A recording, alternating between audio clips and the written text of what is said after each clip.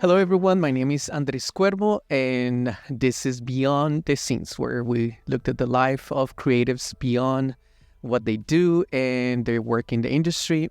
And today, I have the pleasure and the opportunity to have Justin Snyder, my friend, colleague, filmmaker.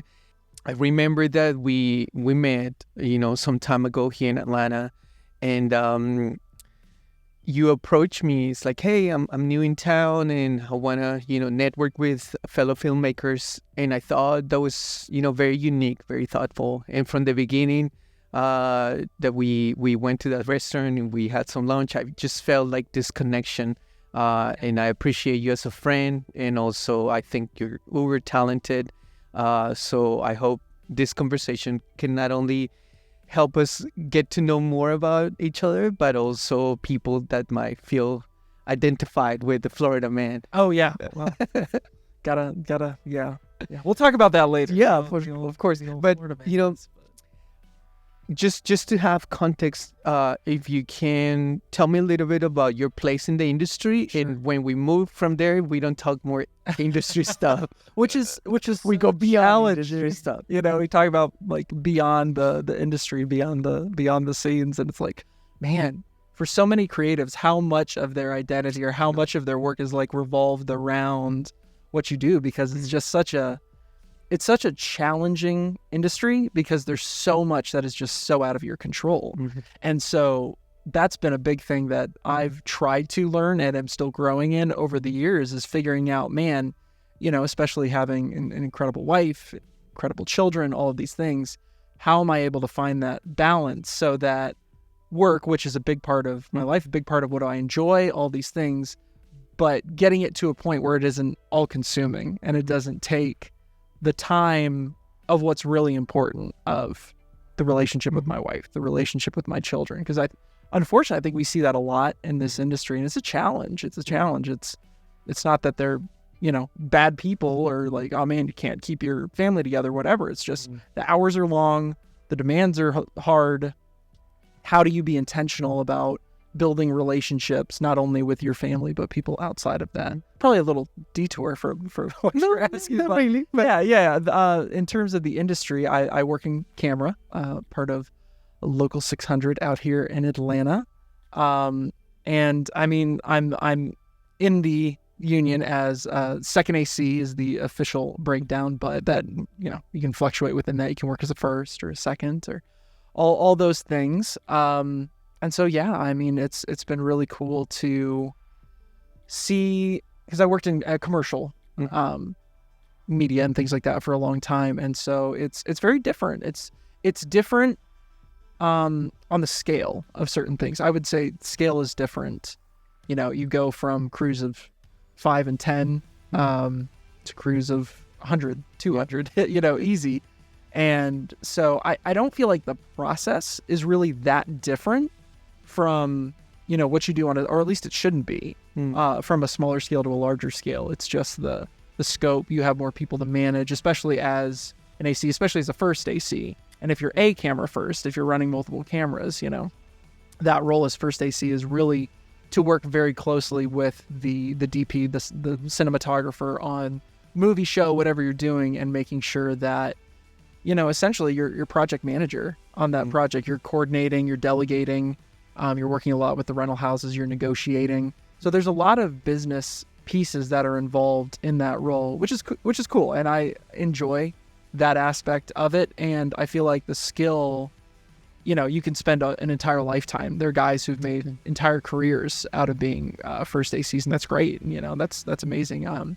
But it takes a lot of diverse skills in order to do that. And again, that's great because that then applies to some of the other things that we enjoy doing with different businesses and things like that. Because with your background, being in that position of managing a team is not far from what you've been doing as a business owner, as a media entrepreneur, but now taken into the context of working with studio projects and larger groups. And so it's great that not only that you're a filmmaker, but that you're focusing on this area, as a camera assistant to to just continue your career? You know, some people go from camera assistant to maybe operators and maybe DPs. Or like you say, some people just stay there because they find that's the niche that they want to do. Yeah. What do you pursue right now in that?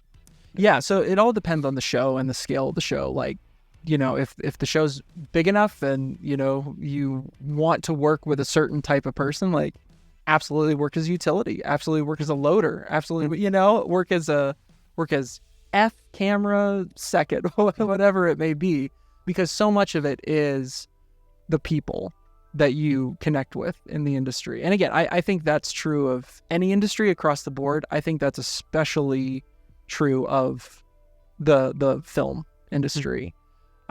Just because I'm gonna try to say this in the nicest way. Okay. There's a lot of people who will look at the industry from the outside and be like, wow, that's really, like, it's cool, it's glamorous, Yes. it's easy to make a lot of money, all these things. And it's like, eventually, sure, if you know, work very, very, very, very hard over a very long period of time and connect with the right people. And even then, there is zero guarantee. I remember there was an interview from like Bryan Cranston, and he was talking about like how many just really talented actors, performers have you met over the time in your career?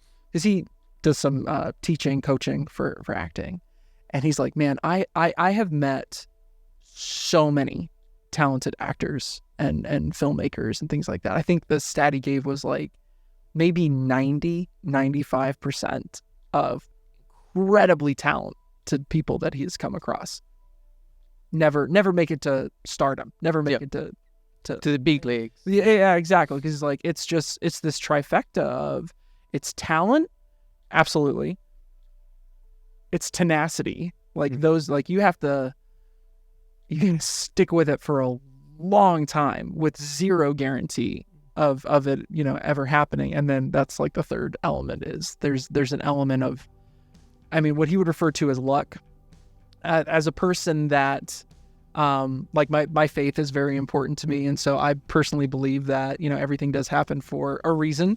We may not agree with what happens and what that reason is, but I feel like there's always opportunity within that to be like, okay, cool, this is a really challenging season in my life right now, man. How can we learn from that? How can we grow from that? And that was actually a big motivation for my wife and I starting I don't even know if I'd call it a podcast, because it's not even like that cool at that scale.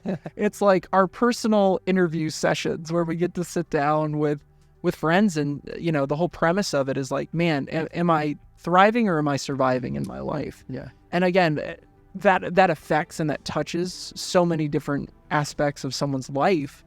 But yeah, it's been really cool.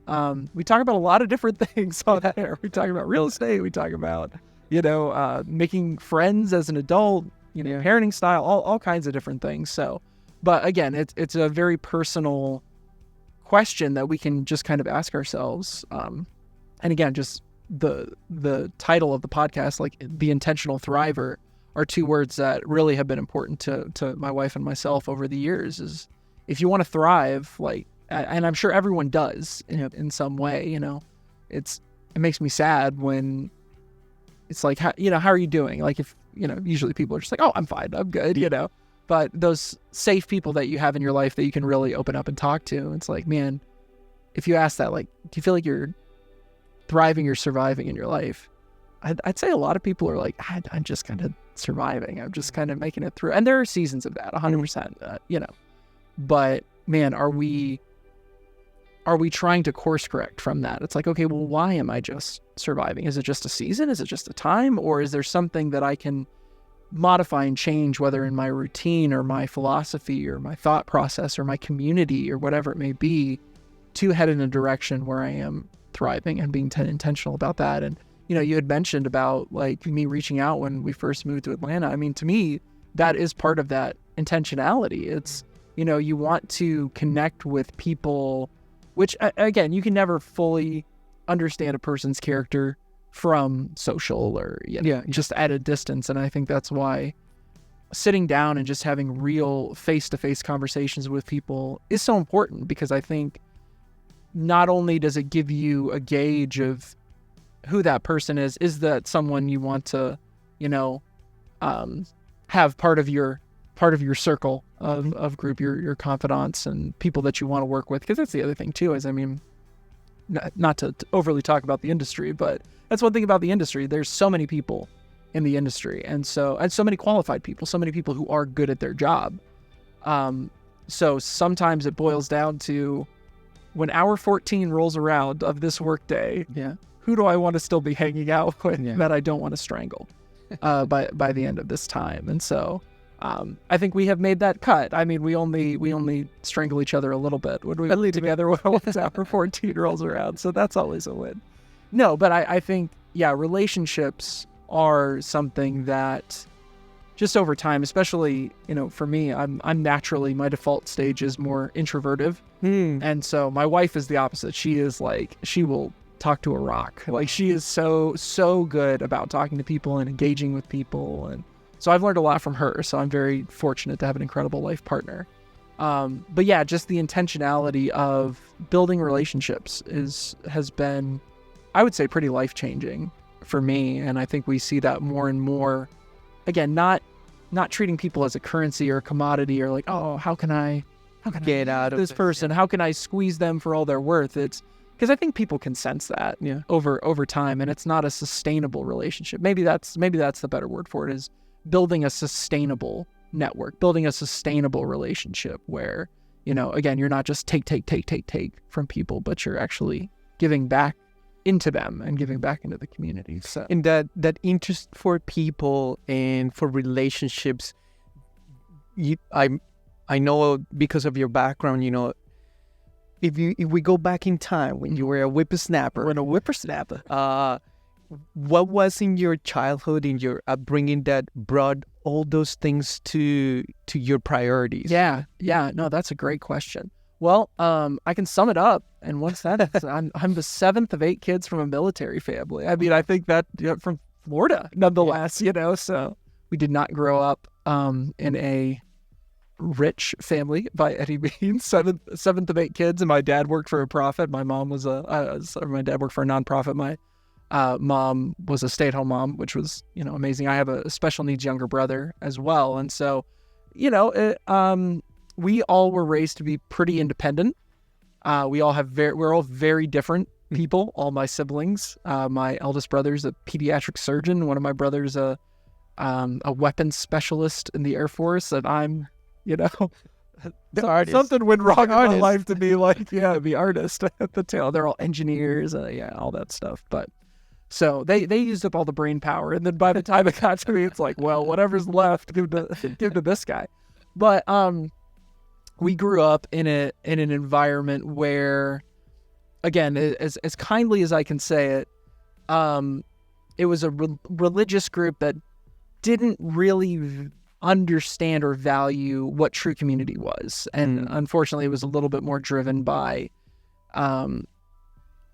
control and isolation and certain things like that. And so for me, I think seeing the need for that. So growing up in that, when you grow up in it, you don't really know any better. And then, starting to go to college and start getting out in the workforce, and you're like, wow, the importance of like true community in your life and being in a healthy place where you kind of have those circles of friends, those layers, if you will, and people that you can go to when you're really struggling, because we all do. It's not that's the great fallacy. And I think a part of the big push toward mental health that I'm very passionate about is that it's like, oh, everything's good, everything's fine, just kind of John Wayne, pull your bootstraps up and you'll be good to go. And it's like, yeah, there's a lot to be said of perseverance and the importance of that and pushing through even when you don't want to keep going.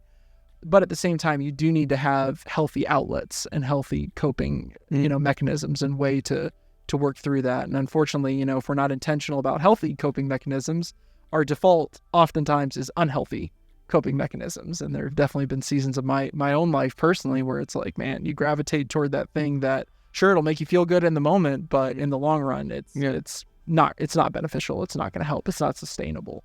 So yeah. So to answer your question, I think seeing the absence may be a strong word, but the less application of community, and then coming to a flip side and being in a healthy place where it's like, wow, even just small aspects of maybe being in a small group, or, you know, connecting more with your neighbors or whatever it may be. When you start to see the benefit of that, it's day and night, and you say, wow, this is an incredibly important part of really thriving in life. I also grew up as a very introvert, and then people don't believe me. Anyways, but to me, media and the arts was like an outlet to be able to express things that I was not very socially, you know, open to express, you know, and also going to school was a tool for me to socialize, you know. I wanted to know, how do you deal with being introvert and then coming into this world that media and the arts and entertainment, that you have to be social, almost like pushes you to be in front. Sure. Yeah. It's funny. I think, honestly, a lot of artists are introverts. I really do. I think, this may be an extreme example, but there is a actor, Rowan Atkinson. He plays, you know, Mr. Bean and Johnny Relation, you know, different things like that. He's incredibly introverted as a person. Really? Yeah. And especially in when he was younger and in school and things like that, in boarding school. And he tells stories that it's like, I was so introverted, but when I was able to perform, when I was able to use this art form, for him it was acting. But I think that's true for a lot of artists, that there is so much that is internalized, and there's just so much that sits inside, which is what I think a lot of introvertiveness, at least for me, is. It's like you process so much stuff internally, and that's why you need time to step away from people. Like extroverts like to externally process. They process through working, you know, talking with people, and again, I don't want to generalize, because there's a scale. It's like, you know, we think either a person is an introvert or an extrovert, like, but there's a spectrum. There's a spectrum, exactly. And so ideally, you know, we land more as ambiverts, where we're kind of that happy. Yes, ambivert, your word. Wow. Hey. Where you? I'm gonna look at my word old. Like, oh, it's like, do I have that word up? Where you kind of land in the center of that spectrum and try to find balance. Again, that's been a big part for myself as well, is like really making that a big part of my life is the word balance, and trying to find and discover what that looks like. I mean, I think camera is actually a great application of that, especially, I mean, you could see this, especially as a cinematographer, like there's such a balance within camera of art and science, where you have to understand the technology. You have to understand, I mean, I think working in camera is a great example of that balance, because it's such a 50-50 split of tech and art. Yeah. You know, it's you have to understand how f-stops work. You have to understand ISO. You got to understand color size, you know, at least a basic knowledge and understanding of how all the pieces and the tech and how all those pieces work. And then composition, which is like in between art and in rules, and technique. But at the same time, it's what looks good, what tells the story, you know. It's such a balance of like tech and philosophy, art, all these pieces that are involved in that. And I think so in a lot of ways, it's like a cinematographer, DP, is almost like the filmmaker's version of a Renaissance man. Is like one of the best examples that I can think of. And that's something that, you know, I kind of try. I mean, I don't want to be like, oh yes, I'm a Renaissance man. Yeah, you know, it's not so on a tour. Classy. On a tour. It's like, come on, I grew up in Florida. There's no Renaissance men in Florida. Come on.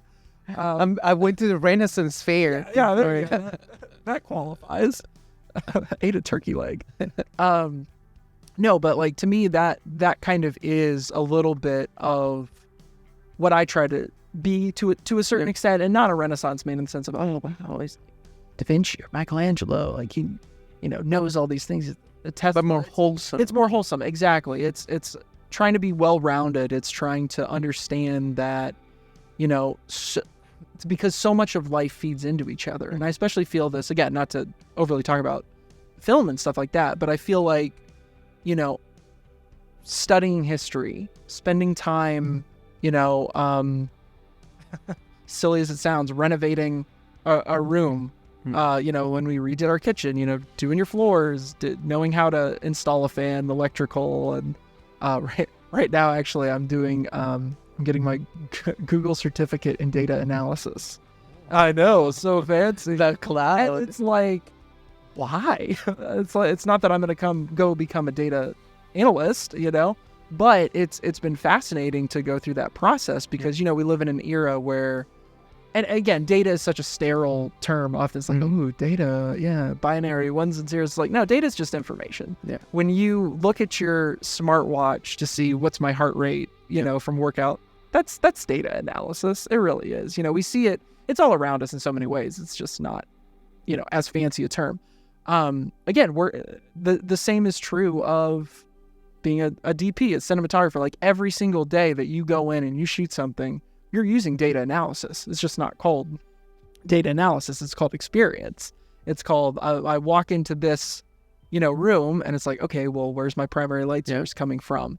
What's the story that we're trying to tell? What's the expectations of the producers or the client or whatever it may be? Then you're balancing all of that. Exactly. And so you're taking all this information and you're putting it through the supercomputer of your brain based on all these experiences, all the knowledge that you've had, and you're doing data analysis. You're saying, okay, this is the solution. You're problem solving that to come up with the best outcome, best solution. And so, yeah, so for me, like in having a couple other businesses as well, data-driven decision-making is a big thing, especially now with more and more data being available faster through, you know, pros and cons of AI for sure, but easier access to data is one of the pros. Knowing how to look at that data, organize it, clean it, understand it, visualize it, and act on it is anyway. So no kind of a sidetrack. But I'm thinking like originally I wanted to be a veterinarian, you know? Really? But I ended up going to journalism school. Okay. And then filmmaking school. Tell me a little bit about that school years, you know? Sure. So I actually did go to film school. It wasn't a well-known, it wasn't NYU, it wasn't, you know, UCal, it wasn't anything like that. Not even Full Sail. Not even Full Sail. No, it was not that. I really feel like, you know, again, pros and cons to film school.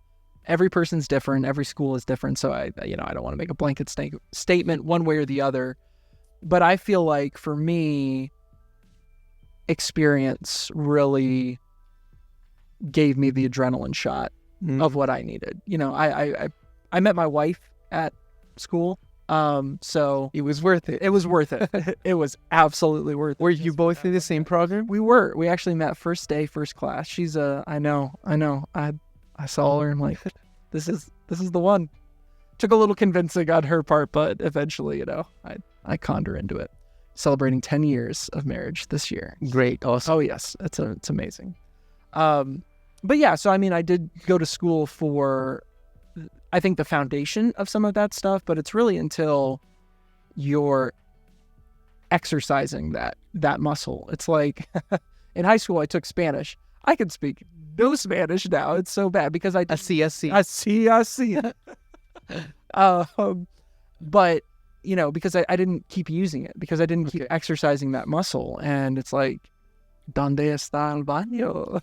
That, I mean, you know, it's there's little pieces here and there, but because I wasn't using it, I wasn't practicing it, I wasn't, you know, again, exercising that muscle. And I feel like creativity is one of those things. Like sometimes it can be one of those people are like, oh yeah, you're just creative. It's like, what does that mean to you? Because creativity isn't just I feel like personally, it's not just some ambiguous thing. It's a process and a muscle that you've kind of honed and grown over years. And it's like, just be creative. It's like, okay, but in order to be creative, I need to understand some things. I need to understand what you're wanting to accomplish. I need to understand your goals, your objectives, your target audience, you know, all of those things. Again, data analysis. It's going through and it's examining all those pieces.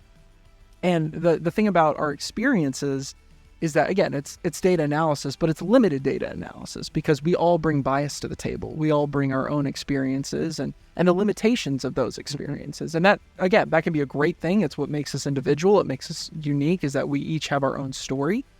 But if all we do is focus on our own individual story, then we bottleneck ourselves. We don't get the full picture. Yeah. And again, I think that's another beautiful part about community and the importance of connection with other people, is when you sit there and, exactly like you're doing now, like you can ask questions of other people and say, tell me about your story. Tell me about where you've come from. Tell me about, those kinds of things. Then you understand a lot more of what makes that person who they are. Mm-hmm. And you understand how you can be a better friend to them, a better confidant, a better provoker is the wrong word, but someone who pushes, someone who comes alongside. A true influencer. A true influencer, coming alongside. There's an old Hebrew proverb that talks about, iron sharpening iron. It's the same principle as someone who can come alongside and encourage and lift up their friend. And it's like, it's going to walk away. It should walk away, if it's true community, where both people walk away sharper, more enriched, more excited and moving toward the future. And so that's interesting, because I've met some people that said, oh, it's because you were born creative. You're a creative. I'm not. I'm zero creative. And I don't agree with that. I think everybody, in a way, is creative. 100%. Maybe in different outlets, different aspects, yes. But also, like you said, maybe some people exercise their creative muscle in a way and more often, Yeah. But we all have like that deposit of being created, so we are creative. Yes, that's great. And I like the way you put it out. It's like, once you exercise that muscle, then you start discovering ways where you can apply your creativity in different ways. Yeah. When you met your wife at a film school, is that where you guys start planning together, like, we're going to start a company, or was that something that just happened after school? Yeah, I am a very risk-averse individual. I don't like debt. I don't like, I would not be the person that out of a lineup you'd be like, he's going to be an entrepreneur. Yeah, just that's is that in the graduation book? Yeah, it was not in my diploma. Yeah, being like, this guy, most likely to succeed. Yeah, in the entrepreneurial standpoint. No, it's something that really just kind of grew out of necessity. Honestly, it's something that we had. We were working for a nonprofit at the time, and the resources were very, very, very limited for that nonprofit. And so we kind of had to start a business on the side in order to get the equipment and the pieces necessary to help facilitate some of the things for the nonprofit. And then it just kind of took off from there. And so basically, as a response to that need, a company was birthed. And that's kind of been, for better or worse, our philosophy on a lot of the other companies we've kind of built out of that has been like, man, I really wish there was a company out there that would do X, Y, and Z, because I have a need for X, Y, and Z. And so then you don't just say, okay, well, that must mean it's a great company, because you may be like the only person who wants that thing. And that's, again, where data analysis comes in, and where you make data-driven decision-making. And you do the research, you do the homework. Again, it goes back to creativity. It's like, oh man, you're so creative. It's like, yeah, because I work hard at doing the research, doing my homework to understand, okay, what's going on out there? Is this a business that already exists? I just don't know about it because I only have a certain amount of experience and knowledge? Or is there really legitimately a gap in this market? And so, again, I think that's where experience is an incredible thing, and where we absolutely should be lifelong learners and pursue, always growing in something, always growing in a different field. In our podcast, we have something called the Wheel of Wellness, and it's gone through multiple iterations over time. It's, it kind of goes back to, honestly, even to the ancient Israelites and ancient civilizations and Egyptians and things like that. But it's this idea that, again, of balance and all the different components and pieces to our life. And some people will do it more simplistically than others, like mind, body, spirit, or, your physical health, your spiritual health, your emotional health, or mental health, because those are very closely related. But for us, we built it into like a wheel of 8 things, and it's like your physical health, pretty straightforward. Your mental health, which also includes your emotional health, because those, again, are very closely tied. Your spiritual health, I think, whether, no matter what religion or philosophy you hold to, I think there is a absolute spiritual component to every person, in my opinion, and that's a very important part of a person. It's like social health, like your community, who you have as relationships, your occupational health, and your financial health, which are actually 2 different things, because, the financial obviously being like the money that you make, how are you with, and how you spend it. Exactly. Yeah. All like how healthy are you in the financial realm? But then occupational is different. I mean, yes, oftentimes occupational feeds into financial, but sure, you can make great money in a job, but if you're miserable in that job, then okay, you're compromising one of those categories. Is that a healthy relationship with your work? Exactly. So those are 2, and then let's see what else. It's intellectual, so the importance of continuing to grow, to stimulate your mind, to ask questions, to read, to explore, all of those things. And then environmental is the last one. And it's not even environmental in the sense of, man, we need to take care and preserve the earth. Like, that's part of it, for sure. But I think a big part of it is, am I caring for the community that I am currently in and placed into? And am I going to leave, like, someday when I die, am I going to leave this place better than I found it? Like, I think that is the big mindset, at least to me, of what the environmental category is. Am I leaving a better world, a better community for my kids, for the people around me? So yeah, I think trying to, actually something we did earlier this year, my wife and I, is we sat down and we went through each of those categories and asked each other, it's like, how do you feel like you're doing in your physical health? How do you feel like you're doing in your spiritual health, emotional, social, all those things? And it was really good, because it really opened up a lot of conversations that don't necessarily come out in just a normal day-to-day, hey, I'm taking the kids to such and such a thing, I'll see you at X time, what are we having for dinner, who's coming over tomorrow, okay, cool. It really does create opportunity to go a little deeper on conversations. And how do you guys do that? I mean, because it sounds like very methodic. Like, Tuesday is our day that we talk about our feelings, or like, is this something that you recently implemented? Is something that since you started your marriage, you say like, hey, we're going to have these discussions. How do you come up with like that interaction in that deeper knowledge of each other? Yeah. Oh, that's a great question.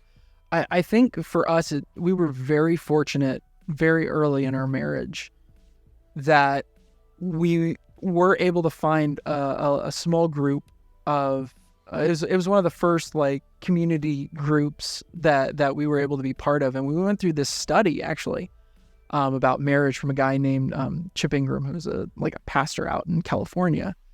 And he's like, hey, I want you to do this exercise, either every day, every other day, whatever it may be. You sit down with your spouse and you bring a roll of duct tape with you, and you take off a piece of duct tape and you start by asking your spouse, like, what are your goals? What are your expectations? And you take the duct tape and you put it on your mouth, and you just let your spouse talk for as long as they want. And at first it feels a little odd, that question of just like, what are your goals? What are your expectations? So you're gonna be like, what do you mean? What do you need? Exactly. What's wrong? What happened? What did I do? What have you done? Yeah. But it starts with that. That's the first question. You let them go as long as they want. And then the second question, which to me has become one of the most important questions, both in asking but also being asked, is what are your fears? Because again, that is just not a question that comes up often in day-to-day conversation. And a lot of times we ourselves haven't verbalized what our fears actually are. They're sitting in our head. Absolutely. They're rent-free. They're swirling around in there, especially in an industry like this. Oh man, so much uncertainty, so much frustration, so much fickleness, for lack of a better term, so much that it's out of our control. Good gracious, it can be so easy to get consumed by the level of just fears and anxiety and anxiousness of what's happening next month, what's happening next year, especially as a planner. It's like, I really want to plan this out. And so the importance of asking, okay, what are your fears? And just letting that person talk. And you would feel like, all right, if you ask that question maybe once a month, or every week, it's like that question will change day to day. That question will change from the morning to the afternoon sometimes. Because you have short-term goals and long-term goals, and sometimes unaligned goals, expectations that, absolutely. I marry this person now with these expectations, but 10 years after, either that person is changing or my expectations are changing. Absolutely. People say like, oh, you're not the same person that I married. Absolutely true. Yeah.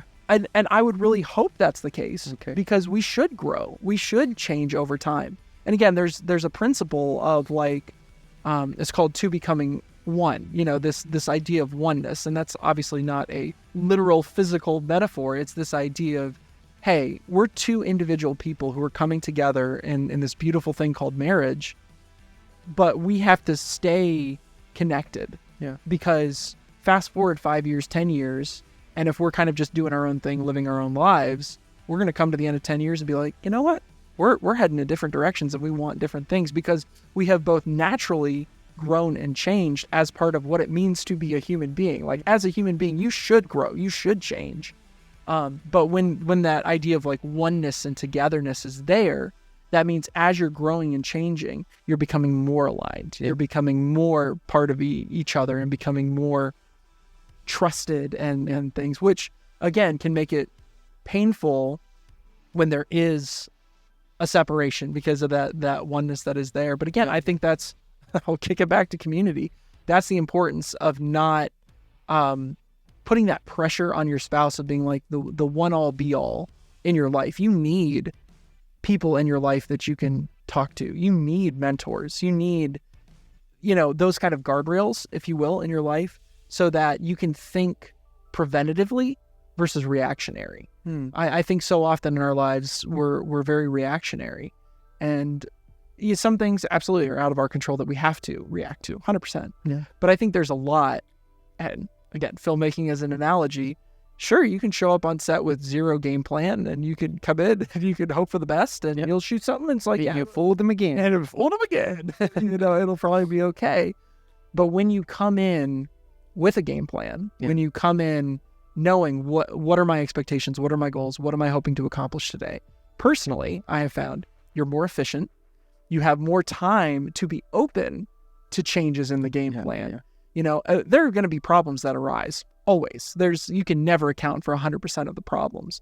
But if you can just eliminate half of the problems that were preventable on the front end by being prepared, by being prepared, by having an understanding, oh man, it just makes the whole experience better for everybody in general. I mean, that's again, every artist is different. Everyone has a different philosophy on that. But I really personally like the relationship that Roger Deakins has had with the Coen brothers over years. I mean, they come in so prepared. They have it storyboarded, shot listed, all of that stuff. And will it change? Yeah, of course it'll change, because there's always factors that are going to make it change. But you can always go back to, okay, well, when we made this plan, why did we make this plan? Why did we do this shot a specific way? Because we wanted to communicate a certain feeling. Okay, great. Based on what we have now, how can we still create that feeling, communicate that idea, but in a different way? And so, again, I think the importance of being preventative versus reactionary in our lives is something that personally I found that's been helpful in business and life, with family, all of those things. Now, I don't know if it's true, and I don't know if you agree, but the fact that you got married young, it's almost like she's got a background, baggage or whatever you want to call it, and you do, but you're still fresh and malleable in a way than if you marry 10, 20 years down the road when you're more set on your ways and it's really hard to become that oneness, Yeah. And I've seen that in this new generation. There's like, I wanna go to school, I wanna do this, I wanna start my company, and then I'm gonna think about, getting married or forming a family. Sure. And then I feel like, man, marrying young allows you to kind of mold. I don't know if you agree with that or what's your experience. Yeah, I think that's a great observation. I think there's pros and cons to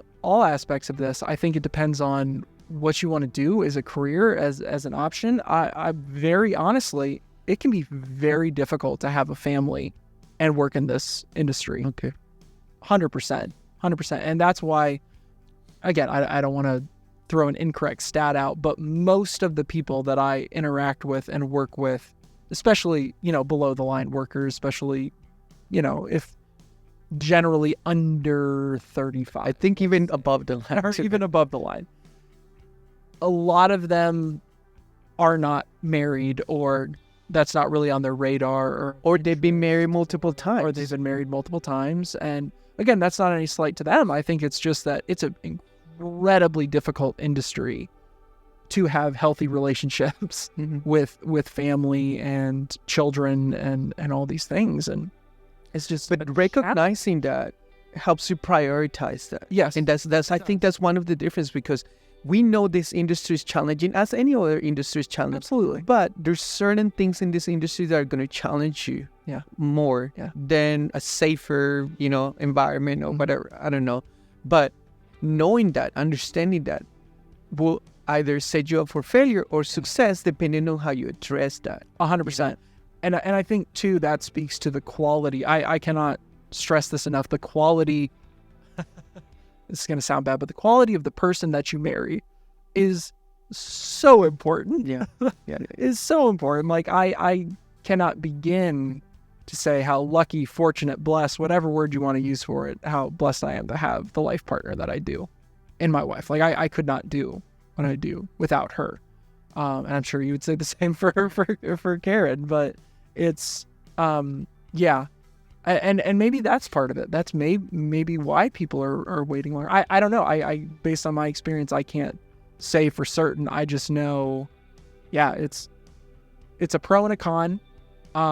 Personally, I feel like there's more pros if it's with the right person. Mm-hmm. That's important. When you started the company back in Florida and you were doing commercials and you were doing corporate work, you were financially stable at that point. You sold your company and then you made this move to come to Atlanta. What motivated you? How did you came up with that plan? And did you talk to your wife? It was something that was together, or was it like, hey, we're moving? Yeah, no, absolutely not. I just went in and that would be the dumbest thing. I would not be married if that was the case.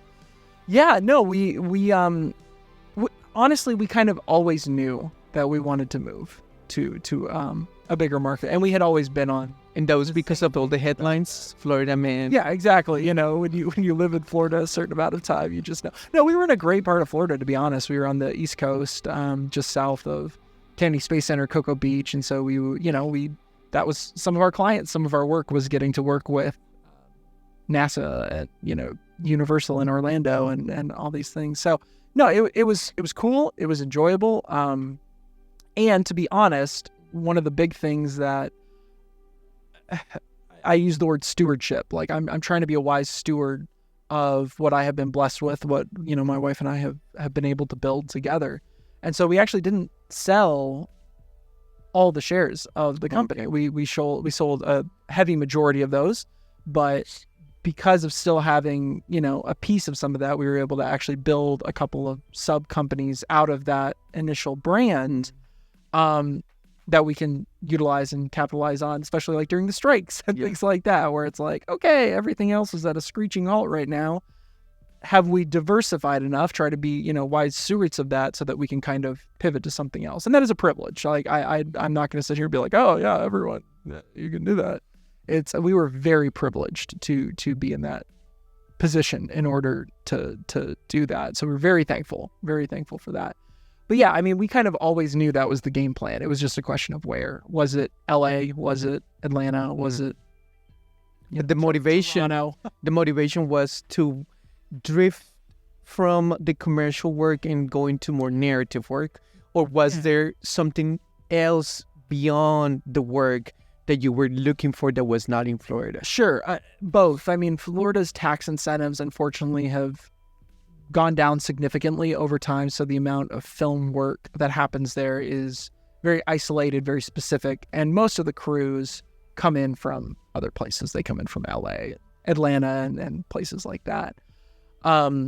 So yeah, it's that we've always felt the calling, for lack of a better word, because there are definitely some days where it's like, I would rather be doing anything other than this particular job, and I feel like every artist, I can only speak for myself, but in majority of the artists that I have talked to, it's like, man, when's your monthly existential crisis gonna hit of like, what am I doing with my life?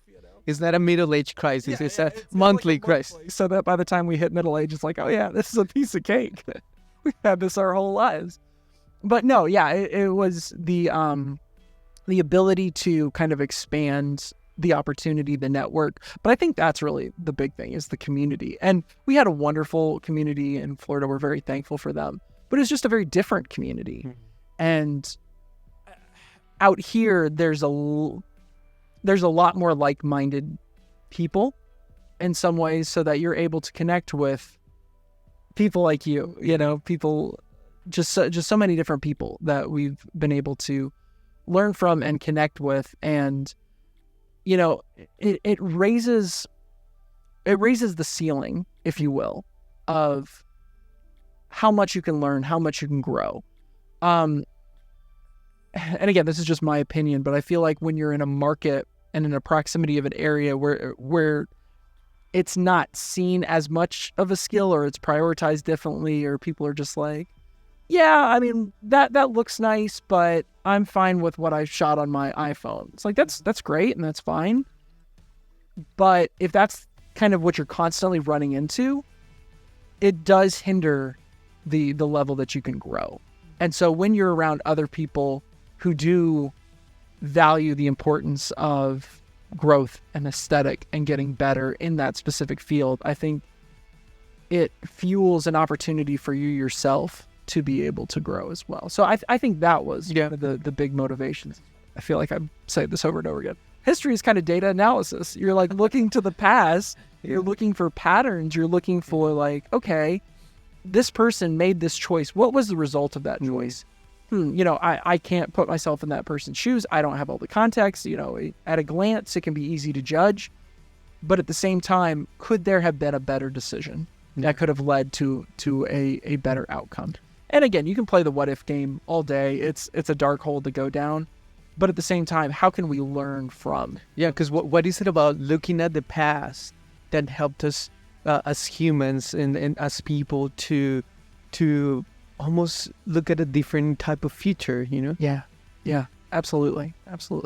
And looking at history and what you're doing, because I don't know if it's something about storytellers, people in media, people in filmmaking, that we're really passionate about history. I have a friend who's a gaffer, and he goes to set wearing fatigues, like military fatigues, Justice loves, he's got his uniforms from like different eras, and super passionate about history. And I think that's very unique trait that would help us kind of look into the future. Yeah. Almost like look into the past. Absolutely. So you can project to the future as well. Absolutely. I mean, it's the same thing as that every person does on a day-to-day basis. I mean, using your experience to make decisions, that's history analysis. It is. You're looking at your own history as opposed to history of maybe 50 years ago, 100 years ago, 200 years ago. And again, there's so much to be learned. Personally, I think, you had mentioned before at the very beginning, like the, that as someone that is created, there is that desire, I think, in every person in some way, shape, or form to create. I 100% agree with that.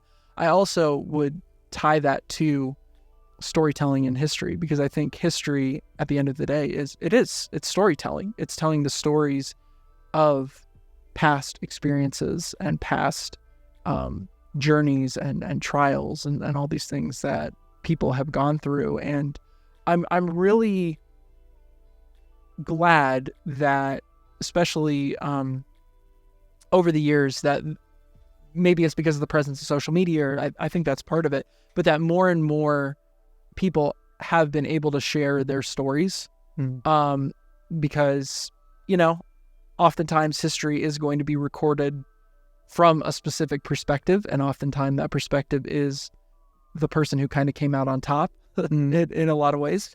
And so being able to maybe have a more well-rounded understanding of certain things, I think is beneficial to, again, data-driven decision-making at the end of the day. Now, talking about thriving versus surviving, which is the core of the podcast, the show, the conversations that you and your wife have with other people. Because different people will have different definitions of thriving. Absolutely. Right? Different standards of what thriving is. Somebody can say, "Oh, I'm thriving because I have lots of money," but maybe that's not really thriving. And what have you learned through these conversations, as these interviews, and what is motivating you? Because that's what I want to learn as well with these conversations. Yeah. Oh man, that is such a good question. It has been really an incredible experience, because at the end of every conversation, that is exactly the question: is what does that mean to intentionally thrive in your life? Like, we'll talk about all these things. We'll talk about their experience. Like, again, an example would be about parenting, finding your parenting style. How much does your past affect that? All these kinds of conversations. But at the end of the day, it's sitting there and asking, what does it mean to intentionally thrive in your life? And every single person is different in their response, in their motivation. I would say that there are some patterns, that there are some threads that kind of run throughout, which has been really cool. In fact, Stephanie and I are playing around with the idea of, like, maybe when we get to, once we've done 100 or something, interviews, episodes, actually like compiling into a book, like kind of what the core threads, using data analysis to understand what are the big themes, what are the big takeaways that each, across a plethora of different industries, resources, backgrounds, examples, all these things. But one of the big things that I have seen pretty much person to person is a theme of gratefulness and gratitude, which I think is so good. I think that's true. I think that gratitude, and not gratitude in the sense of rose-colored glasses, or like, oh yeah, everything's great all the time, life is just perfect. It's like, no, life is hard. It really is, especially on certain seasons. But when we can take a moment and look back on our own history, look back on our own story, and say, man, I am so grateful for this. I'm so grateful for my family or my kid, whatever it may be. And for some people, in some ways, you might have to dig a little deeper to find, depending on what season you're in. And because again, that's not a rose glasses covered statement of like, everything in life is great. It's like, no, it's going to be hard. But at the same time, I personally believe that there's always something to be grateful for. That's interesting, because social media is plagued with this sense of, first, entitlement. It's like, I deserve, and I'm successful because this is what I have, and it's almost like I don't have to be grateful if I'm the one who is making it happen. It seems like you're grateful when is grace. When you didn't work for it, you didn't deserve it, you're just getting it in a way that it doesn't necessarily depend on you. And I think it's hard to exercise, or at least have an attitude for gratitude. Because we're very easy to criticize, easy to compare, easy to desire more things outside, and I think that almost kills the spirit of gratitude. No, you're absolutely right. No, it's it's been cool. It's been so journey. What is it that you foresee now for the upcoming future of you and your family, and also what are we to expect with the podcast and the show? Well, the podcast is on hiatus right now that the kids are out of school. That's always been one thing that Stephanie and I always talked about. It's like, if this podcast ever gets to a point where it's like we're wanting to kill ourselves because we're partners in it, we do it together, it's like, all right, we're just gonna pause, because again, the goal has never been all right, we're gonna monetize this sucker. We're gonna make so much money. We're gonna do merch. We're gonna do all these things. The goal of that has always been: are we intentionally creating opportunities for us to grow, really? And that's another thing that I want our kids to see someday. And that's kind of fun that it's like a little catalog of videos and conversations where they can kind of see firsthand what their parents were learning and trying to grow in. And we don't have all the answers, and by bringing other people into the conversation and asking questions, I feel like it's helped us expand our horizons a little bit, our mindsets, and asking questions and really listening. Because I think that gives you a lot more empathy for where people are coming from and allows you to come alongside them in a more productive way. Mm-hmm. You mentioned something that, really stuck with me through our conversation is it's almost like that legacy on how am I going to leave this world in a better position or way that I found it. In your personal, asking yourself that question, how would you see your legacy? Man, that's such a funny question. It's so good. Because actually one of the businesses that so our primary flagship business was Mendex. It's Latin for storyteller. One of the sub businesses out of it is a company called Mendex Legacy.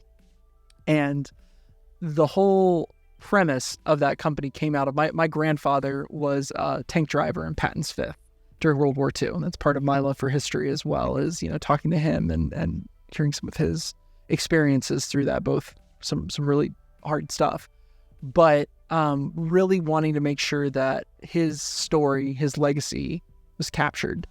And so we started a business that actually specializes in that, as being able to document family stories via, interviews, video, and then creating these really cool books out of that and all this stuff. But yeah, it's funny because if I was sitting down, if I was gonna, I feel like a 90-year-old man sometimes, but if I actually was a 90-year-old man sitting here right now and talking and being like, man, what would I want my legacy to be?